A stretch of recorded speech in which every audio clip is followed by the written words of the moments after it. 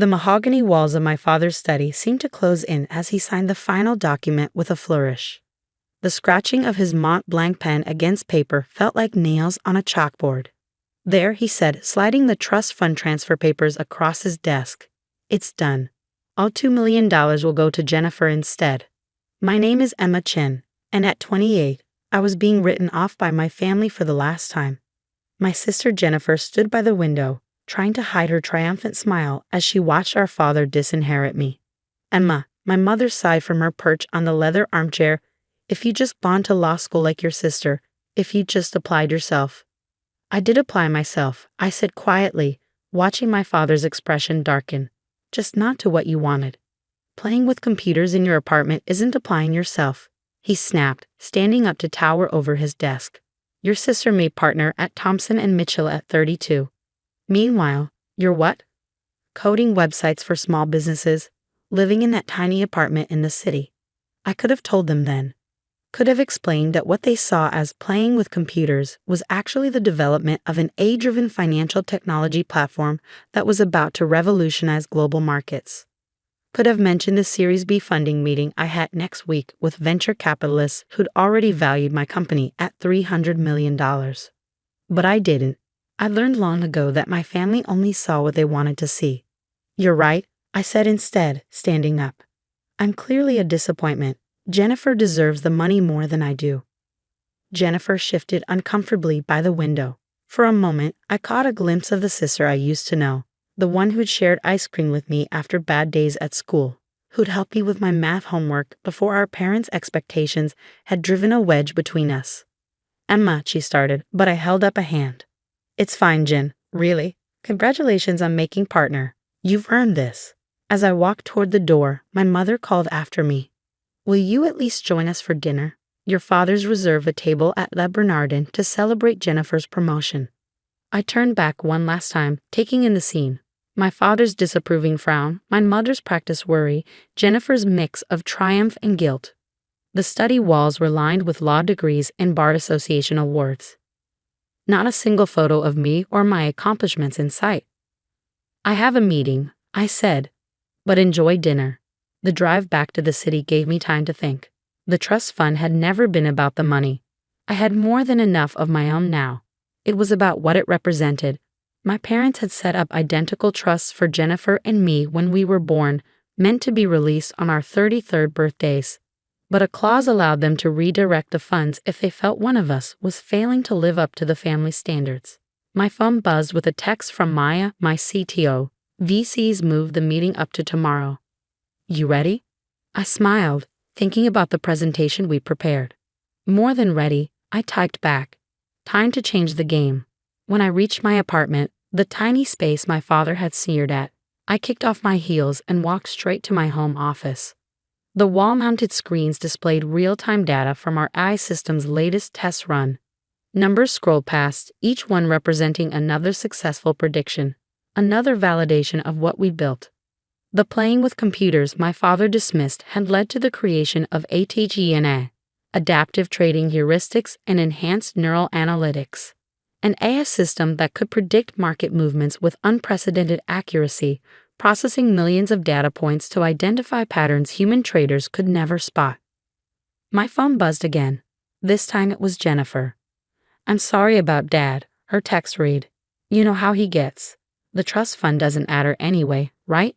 You're doing fine with your computer stuff. I stared at the message, noting how even Jennifer's attempt at kindness came with a subtle dismissal of my work. Thanks, Jen, I replied. Enjoy dinner. Turning back to my screens, I pulled up the pitch deck for tomorrow's EC meeting. The numbers were staggering. Our beta testing had shown aita outperforming traditional trading algorithms by 312%. Major banks were already quietly reaching out, hoping to get early access to the technology. A soft chime announced an incoming video call from Maya. Her face appeared on one of the screens, her usual energy somewhat subdued. Hey, she said, how'd it go with the family? About as well as expected, I replied, running a hand through my hair. Dad signed over my trust fund to Jennifer. They're celebrating at Le Bernardin right now. Maya shook her head. Their loss. You ready to show those VCs tomorrow what real success looks like? I pulled up another screen showing ATHENA's latest test results. Actually, I've been thinking, what if we don't take the VC money? Maya's eyes widened. What? Emma, we're talking about a $50 million investment at a $300 million valuation. That's small thinking, I interrupted. Look at these numbers, Maya. We don't need VC funding. We could go public within a year, maintain complete control, and I smiled, thinking about my father's face at the IPO ceremony, really show them what playing with computers can accomplish. Maya was quiet for a moment, processing. Then a slow grin spread across her face. You want to build an empire. I want to build something that even my father can't dismiss, I corrected. Something that changes the way the entire financial world operates. Your father's a corporate lawyer, Maya pointed out. Wouldn't he have heard about ATHENI if it's as revolutionary as we think? I laughed. Maya, my father still uses a BlackBerry and thinks coding is something you learn at a community college. He hasn't heard about ATHENA because he's never bothered to ask what I actually do. His loss, Maya said firmly. So what's the play? Cancel the VC meeting? I shook my head, an idea forming. No, we use it. But instead of seeking investment, we pitch partnerships, get them to open doors to their network of financial institutions. We don't need their money, we need their connections. 6 months after being disinherited, I stood in our new office space in downtown Manhattan, watching our team of engineers work on ATENA's final testing phase.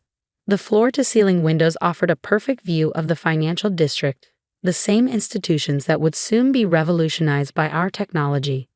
Emma, Maya called from her workstation, you need to see this. I walked over, coffee in hand, to look at her screen. The latest simulation results were beyond even our most optimistic projections. Athena wasn't just predicting market movements, it was identifying market-moving events before they happened. Is this accurate? I asked, leaning closer to study the data. Maya nodded, her eyes bright with excitement. Triple verified. The AI spotted patterns in social media, news articles, and trading behavior that predicted the Morgan Stanley merger announcement 3 days before it happened. If this had been real trading instead of a simulation, we would have made billions, I finished. Have you shown this to the compliance team? That's the best part, she said, pulling up another screen. Everything's completely legal. Athena isn't using insider information. It's just better at connecting publicly available data points than any human could ever be. My phone buzzed. A text from Jennifer. Hey sis, haven't heard from you in months. Parents are worried. Dad says your phone number at the apartment is disconnected. I smiled slightly. Of course it was disconnected. We'd moved the entire operation to a $40 million office space 6 blocks from Wall Street, but my family still thought I was playing with computers in my tiny apartment. I'm fine, I texted back. Just busy with work. Another buzz. This time from our head of legal, David. SEC meeting confirmed for next week. They're interested in the compliance protocols. That was an understatement. When word had gotten out that we were developing something revolutionary in the fintech space, the SEC had practically begged for a meeting. They wanted to understand our technology before it hit the market. Smart of them, really. Ms. Chen. Our receptionist's voice came through the intercom. There's a Mr. Thompson here to see you. He says he's from Thompson and Mitchell. My heart skipped a beat. Thompson and Mitchell, Jennifer's law firm. One of the largest corporate law firms in the city. Send him in, I said, straightening my blazer. James Thompson himself walked through the door, senior partner and my sister's boss. He looked exactly like the kind of lawyer my father admired. Silver-haired, perfectly tailored suit, exuding old money confidence. Ms. Chen, he said, extending his hand. Thank you for seeing me without an appointment. I hope to forgive the intrusion. But when we heard rumors about what you're developing here. You heard rumors? I asked, gesturing for him to sit. From whom? He smiled diplomatically. Let's just say certain financial institutions are very interested in your technology. They're our clients and they asked us to explore potential relationships. Does my sister know you're here? His smile faltered slightly. Jennifer? No, this meeting is strictly confidential. Though I must admit, I was surprised to learn you were her sister. She's never mentioned that she has a sister who plays with computers. I finished for him. I imagine she hasn't mentioned me much at all. Maya appeared in the doorway, tablet in hand. Emma, sorry to interrupt, but the Goldman Sachs team is here for their demo. Thompson's eyebrows shot up at the mention of Goldman Sachs. I could almost see him recalculating my worth in his head. Mr. Thompson, I said, standing, I apologize, but I have another meeting. If you'd like to discuss potential relationships, you can contact our legal team to schedule something. Of course, he said, rising quickly. But Ms. Chen, whatever Goldman is offering, we can match it. Thompson and Mitchell represents half the major financial institutions in the city. I walked into the door, feeling a strange satisfaction. It's not about the money, Mr. Thompson. It's about changing the game entirely. I'm sure you understand. After he left, Maya gave me a knowing look. You enjoyed that, didn't you? Maybe a little, I admitted. How long until he tells Jennifer about our little operation here? Given that your sister's firm represents billions in financial interests, I'd say about 5 minutes. Sure enough, my phone buzzed again. Emma, why didn't you tell me? Jim Thompson just came back from your office looking like he'd seen a ghost. What exactly are you working on? I put my phone away without responding. There would be time for family revelations later. Right now, we had a demonstration to prepare for. The Goldman Sachs team was already waiting in our conference room. 5 executives in expensive suits, trying not to look too eager. Their presence here was a coup. Getting Goldman as an early partner would open every door in the financial world. Ladies and gentlemen, I began, standing at the head of the table. What you're about to see will fundamentally change how the markets operate. But first, I need you all to sign these NDAs. The morning of our IPO, I stood in front of my mirror adjusting my suit. Chanel, not that my parents would recognize the difference. The Wall Street Journal sat on my desk, our company's impending public offering splashed across the front page. ATE and AI set to launch biggest tech IPO of the year. Expected valuation, $800 million. My phone had been buzzing nonstop for days. First Jennifer, then my mother. Finally, even my father had tried to reach out. I'd let their messages pile up, unanswered. They'd all be at the ceremony today anyway. The invitations had gone out weeks ago. Ready for this? Maya asked, appearing in my office doorway. She traded her usual tech company casual wear for a sharp business suit. Born ready, I replied, picking up my presentation folder. How's ATE&A performing this morning? Like a dream. The latest analysis shows her predicting market movements with 99.7% accuracy. The trading floor is buzzing. Everyone knows this is going to change everything. We made our way to the stock exchange where crowds had already gathered. Financial reporters lined the entrance, cameras flashing as we approached. I caught snippets of their commentary. Youngest female CEO to take a company public. Revolutionary AI trading technology. Already has contracts with major financial institutions. Inside, the exchange was electric with anticipation. Our team had gathered near the podium, along with representatives from every major bank and financial institution in the city. And there, in the front row, sat my family. My father's face was a study in conflicting emotions, pride warring with regret, confusion battling with awe. My mother kept dabbing at her eyes with a handkerchief. And Jennifer just stared at me like she was seeing her sister for the first time. Emma, my father stepped forward as I approached the podium. We had no idea. No, I said calmly, you didn't, because you never asked. Before he could respond, the exchange president called me to the stage. It was time to start the ceremony. Ladies and gentlemen, I began, my voice carrying across the suddenly quiet trading floor. 3 years ago, I started coding ATE&A in a tiny apartment. People called it playing with computers.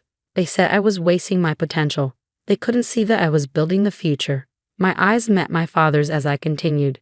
Today, ATE&A processes more financial data in a second than all of Wall Street could analyze in a month.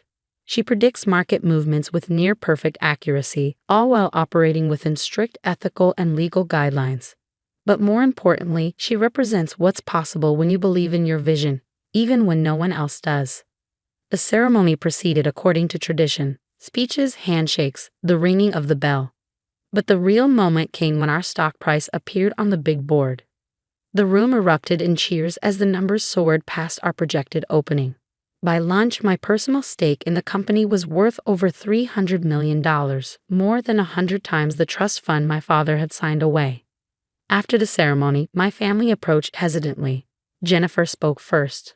"Emma, I'm so sorry," she said, her lawyer's composure cracking. "All this time, when you tried to tell us about your work." "Save it," I said, but not unkindly. "You all saw what you wanted to see." My father cleared his throat. "Princess, about the trust fund." "Keep it," I interrupted. "Jennifer earned it, just like I earned this. Sometimes the best thing someone can do for you is believe you'll fail. It makes success that much sweeter." "But we're family," my mother protested. "We should have supported you." I looked around at my real family, Maya and our team, the people who believed in the vision when it was just lines of code in a tiny apartment.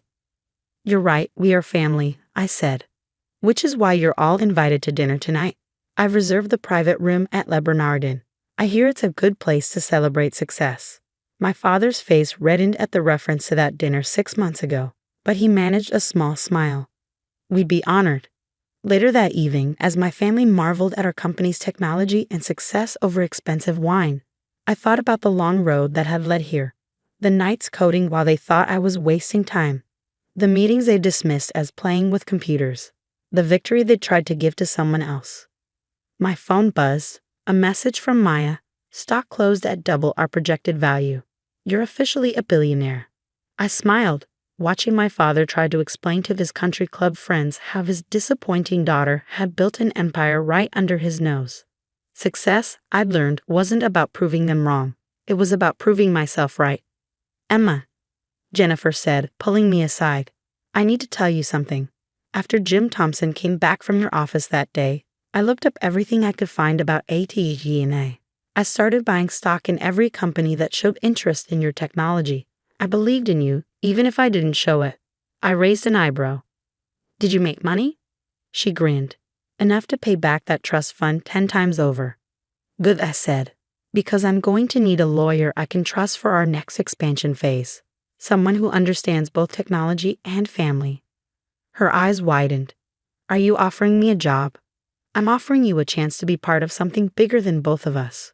What do you say, sis? Ready to play with computers?" The next morning, as I walked into our office building, now officially the ATGNA Tower, I passed a young intern working on code in the lobby during her break. She reminded me of myself, back when everyone thought I was wasting time with computers. "Keep at it," I told her. "Sometimes the biggest success stories start in the smallest apartments." She looked up, recognition dawning in her eyes. "Ms. Chen, I read about how you built aita. My parents think I'm crazy for choosing programming over law school. But you have a vision," I finished for her. "Hold on to that. And remember, the people who underestimate you today will be reading about you tomorrow." As I rode the elevator to my office, I thought about legacy. Not the kind my father had tried to force on me, but the kind you build yourself, one line of code at a time. Athena wasn't just changing the financial world, she was proving that success doesn't always look like people expect it to. And sometimes, the best inheritance isn't the one you're given, it's the one you create for yourself.